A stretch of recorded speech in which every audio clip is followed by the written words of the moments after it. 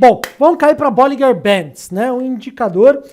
Fiz aqui um momento nostálgico, talvez você não tenha percebido. Alone in the Dark era um game, um jogo da minha época, já um pouquinho mais velho, mas uma época que a galera jogava bastante. John Bollinger criou esse indicador, tá?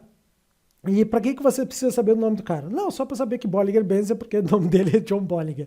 Mas o bacana que você precisa saber é que quando ele criou, e você lendo o que ele pensava e tudo mais, ele deixou bem claro que ele usa Bollinger Bands com outros indicadores, né? Por isso não Alone in the Dark, sozinho no escuro, tá? Não caia com Bollinger Bands sozinho. É um baita do indicador, é um indicador muito bacana, mas o próprio criador disse e recomendou utilizá-lo, né, com outros indicadores ou outra leitura, não só Bollinger Bands.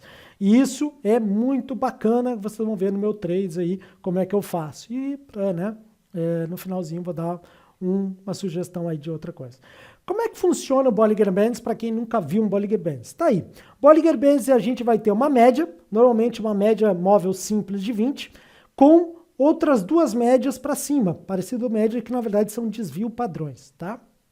Então, a gente tem uma média de 20, que é o middle band, normalmente é uma média aritmética, uma média móvel simples de 20, e a gente tem dois desvios padrões para cada lado, formando a banda superior, upper band, e lower band, a banda inferior. Mas Marco, por que tu fala isso, né? Aí eu tenho que voltar à aula de estatística para você, mas eu prometo que é a única parte de estatística que tem aqui para você entender. Quando a gente trabalha com dois desvios padrões, segundo uma distribuição normal, a gente pode entrar na discussão, mercado não é uma distribuição normal, a gente pode falar de kurtosis, skewness, uma vez eu até comento um dia que eu fui no Mastermind e expliquei isso para a galera. Mas voltando aqui, a gente tem uma distribuição normal, 95% dos dados vão estar entre a média e dois desvios padrões, segundo a distribuição normal. Então, quando foi desenvolvido esse indicador, e entre outras coisas, ele usa dois desvios padrões para tentar abarcar a maior movimentação do mercado. Vai dar certo sempre? Não. É perfeito, sempre dá alvo? Não. Porque muitas vezes pode acontecer que o preço fique fora das bandas, tanto da banda superior como da banda inferior. Mas essa é o creme de la creme, a substância, né? A substância do indicador, tá? Muito bonito, teoria, bacana, etc. Mas vamos cair para trade, tá? Você vê aí um trade que eu tomei no EuroGBP, tá? Maior parte, quem já me segue sabe que eu uso análise de preço. Análise de preço, eu me chamo purista, mas análise de preço, com algumas médias móveis, e a gente faz a leitura com figura e tudo mais, mas aqui você pode ver dois trades normais, meu. Flecha vermelha, a entrada, flecha azul, a saída. Olhem só, eu entrei, foi aí, o legal é que nenhuma vai ser a melhor compra, né? O pessoal gosta de mostrar, eu comprei no fundo, meu indicador é top. Não, aqui eu tenho que te mostrar, olha só. Se você olhar, olha a flechinha aí, gruda na tela, caso você não tenha, mas está bem claro aqui, né? Você vai ver que eu comprei, logo que o preço tocou a média do meio, né? A média móvel simples de 20, o preço retraiu, tocou a banda inferior e depois eu saí logo que ele rompeu a banda superior. Ai, Marco, mas não é assim que o pessoal fala para usar.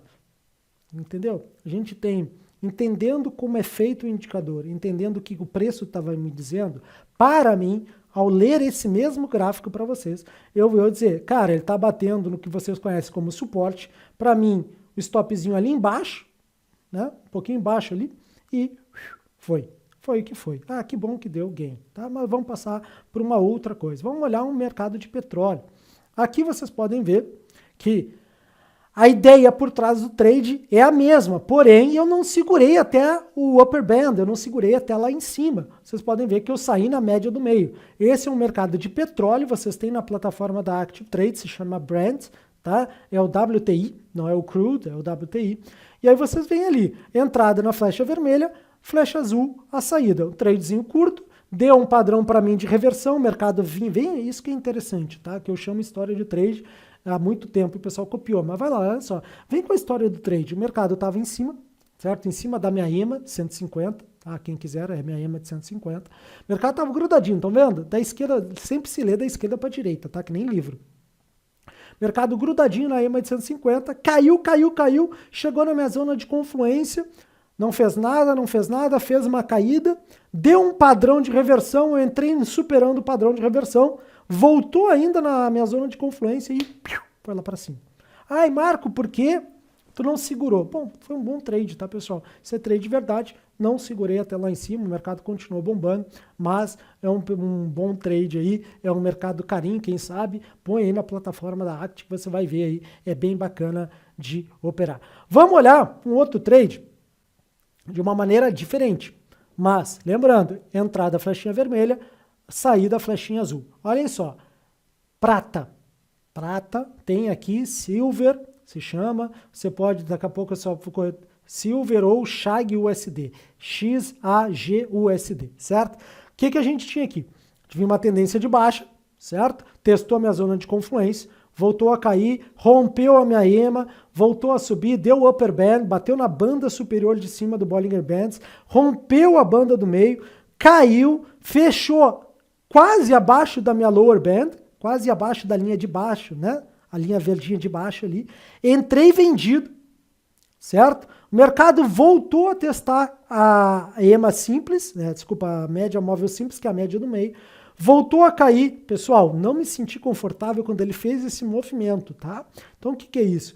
De novo, vem comigo na história do trade. O mercado vem caindo, volta, zona de confluência, caiu, rompeu a média do meio, tocou a média de baixo, desvio padrão, continuou caindo, rompeu a média do meio, tocou a Bollinger Band de cima, caiu, fechou quase abaixo da lower band, entrei vendido, o mercado veio testar a média simples do meio, não gostei da configuração, mas ainda acreditava na tendência de baixo, voltou, fechei com um pouquinho de lucro e olhem só, ele voltou lá embaixo, pegou, que seria o alvo, aquela flechinha azul seria o alvo completo e não foi, eu saí com um pouco de lucro só, voltou, fechou e aí subiu. Estão entendendo? Isso é leitura de preço. Então fica uma aula de leitura de preço em cima de um gráfico aí de prata de 5 minutos, tá? Então, vamos para um outro gráfico, esse gráfico do S&P 500, S&P 500. Ah, Marco, tem stop? Tem stop, tá? Eu não sou trader que não tem stop, tá? Queria não ter, mas eu tenho. Então, o que tinha aqui? Vamos de novo mostrar e intensificar como eu leio a Bollinger Bands, né? Depois eu vou dar aí uma sugestão de vocês usarem um outro indicador, talvez para fazer um filtro. O que eu tinha? Tá? S&P 500. Tá caindo, testou minha zona de confluência, fechou acima da minha zona de confluência, aquele candle branco ali, tá vendo? Embaixo da EMA, de 150, que é a linha vermelha. Fechou acima da linha verde, certo? O mercado no próximo minuto ele subiu, entrei comprado, rompendo a EMA, porque eu acreditava que o mercado iria subir, iria reverter. Ele fechou abaixo, fechou acima, fechou abaixo e me estopou. Ah, é? É, eu mostro stop, tá? Sempre mostrei. Então, o que acontece? De novo, olha a leitura. Isso eu estava operando, tentando operar uma reversão do mercado no meio da média simples de 20. Então o mercado estava caindo, fez uma consolidação, certo? Consolidou ali, estava acumulando um pouquinho na minha visão. Rompeu acima da EMA, entrei comprando, estava acima da média do meio. O mercado quis suspirar, não suspirou e derreteu. E aí me estopou. Bom, stopzinho abaixo do fundo anterior, estopou, depois vocês podem ver que ele voltou ao meu ponto de entrada, já não estava no trade, tá? Entrou, e se subisse, teria estopado igual. Então voltou, depois voltou a cair um pouco mais, e aí depois é gráfico que segue.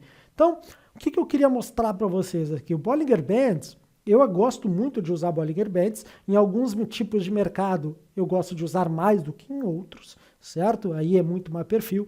Você pode mudar o Bollinger Bands de 2 desvio para 1 desvio, você pode mudar para 3 desvio, você pode mudar a média móvel de 20, se você quiser. Você fica ajustando conforme o seu perfil, tá? O que eu quis trazer nessa todos esses gráficos, que a gente passou de vários mercados aqui, índice, moedas, commodity e tudo mais, é versatilidade e leitura. Tem stop? Fiz questão de trazer um stop para vocês, tá? Porque senão fica aquela historinha que eu só ganho. Não. Eu perco, tá? Tenho dias negativos, já tenho meses negativos, mas tem muito mais mês positivo que negativo também, tá? Fecho mês negativo? Fecho. Sim, senhor, tá? Bom, tá aqui a leitura do Bollinger Bands, como eu uso, e uma calma que no final ainda vou dar uma dica para quem gosta de um setupzinho. E vamos para finalizar a abertura. Bollinger Bands.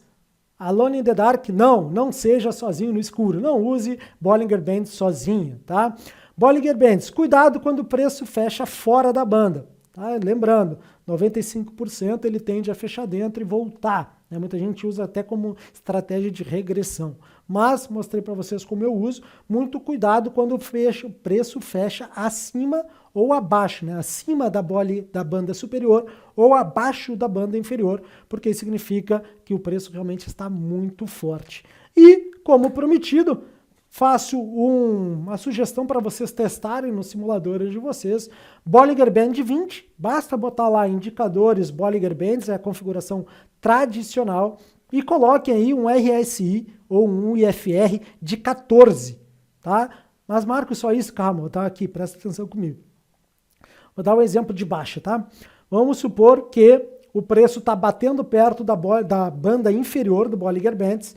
Aí você dá uma olhadinha no IFR para ver se ele está no intervalo de 30 a 50, certo? Então, para analista técnico, sabe o que eu estou falando, mas a gente usa o IFR para tentar filtrar algumas boas entradas para Bollinger Bands. Então, é isso aí, uma semana quente, né? A gente está tendo semanas quentes esse mês, divulgação de arcabouço, divulgação de inflação, meta, aquela coisa toda, está sendo muito bom. Cuidado, tem volatilidade no mercado, se você não está acostumado com volatilidade, sugestão, diminui a mão, tá? E sempre entra somente com der setup, tá? Não fique seguindo aqueles que andam aqui de bengala, porque muito provavelmente você vai ser pego na rabada. Entrou porque viu um candle grande e era só um movimento de exaustão para fazer uma nova tendência. Então, excelente semana para todos nós que operamos de verdade, né? E, se Deus quiser, estamos aqui semana que vem. Grande abraço e bons trades para todos nós.